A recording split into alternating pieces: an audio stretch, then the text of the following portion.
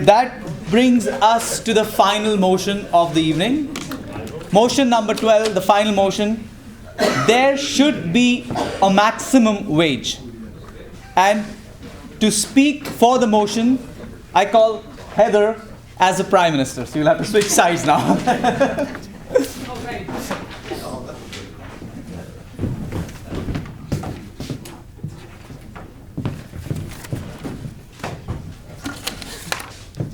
They're back to back, right? So I only prepared for the first one. Well, I prepared to be the Prime Minister for the last debate. I'm using up my time here. Ladies and gentlemen, Honourable Leader of the Opposition, hello. Be it resolved, there should be a maximum wage in Canada. I would propose that there should be a maximum wage, and specifically, let's apply that to CEOs of corporations, because they are always at the top of the hierarchy. So I think everything would follow after that would be a lower wage. I think we need to consider putting a cap on the maximum salary for a few reasons. One is for the betterment of society. We all know what the 1%ers are versus the 99%ers. There's a gross injustice going on. Our economic outlook is bleak. And I think it was John Galbraith who said, you know, in communism, man exploits man, and in capitalism, it's just the opposite. Well, we're kind of reaching the pinnacle now where we've had major depressions in the end of the 19th century, the Great Depression of 1929, and already, and in 2008.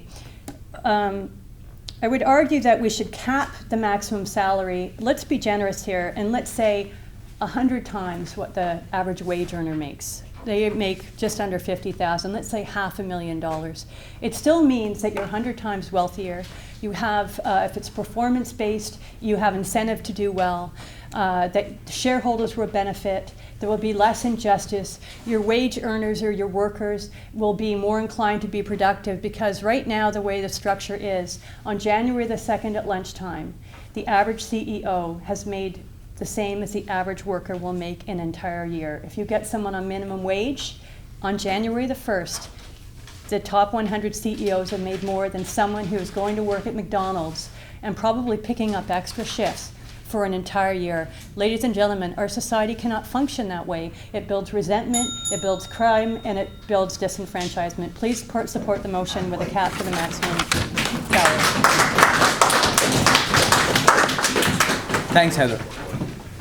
To speak against the motion, I call upon Leader of the Opposition, John, for 3 minutes.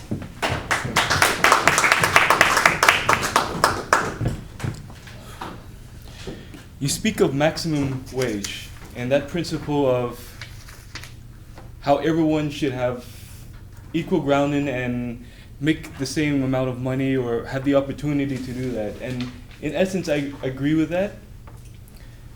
And when you mentioned that sometimes a CEO makes an annual income more than a person working under him, that's because that CEO, I felt, worked his butt off to get where he is. He didn't just hang around in the toilet stall playing footsie with another guy, or sending love notes to some random intern on the other side of the building.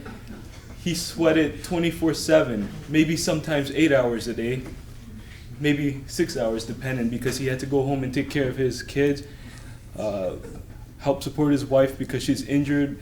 Maybe she fell down the stairs or something.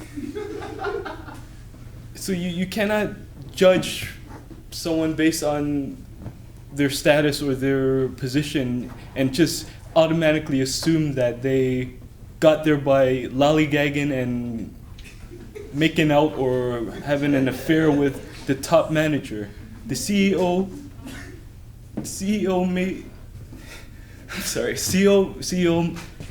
most likely worked his butt off. And if he didn't, he does not deserve to be the CEO. So, in closing, I'm going to keep this short.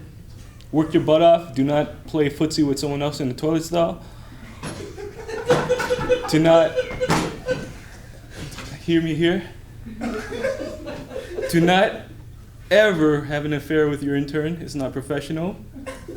Work your butt off to become a CEO. VP, whatever position you desire to be, and know that you deserve that because you worked for it.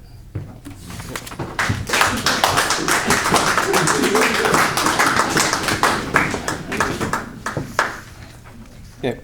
I call upon Prime Minister Heather again for 1 minute to rebut this and sum it up. Thank you, Mr. Speaker. Worthy opponent. I'll try not to lollygag here or play footsie with the next person over on the table. Ladies and gentlemen, my opponent did not once mention what would be an equitable salary compensation for a CEO. He didn't talk about salary. He came out here and said that I'm for equal opportunity. I'm not for equal opportunity. Some people perform better than others. Some people have a great work ethic. Well, get paid way more if you perform better. That's not the issue. The issue is that an average Canadian CEO makes 171 times the amount of an average wage worker, someone who puts in sweat equity for a year. Now, I'm not saying that a CEO shouldn't be adequately compensated for what they do. What I'm suggesting is they should be reasonably compensated. That unless you can demonstrate that you have created wealth somehow, then I don't think you should just have random bonuses that pay out even if someone has failed. Let's look at Thorsten Hines, the CEO, former CEO of BlackBerry.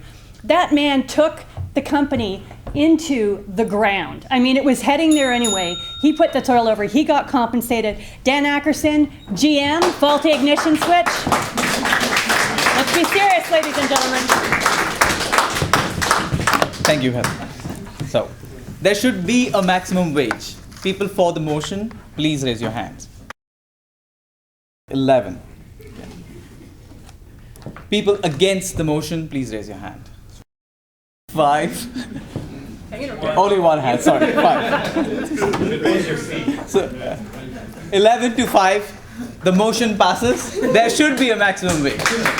Thank you. Thanks, John. Thanks, Heather. That was very entertaining. Thank you. So that concludes our mini debate marathon. And I'll see you all at the pub. Thank you.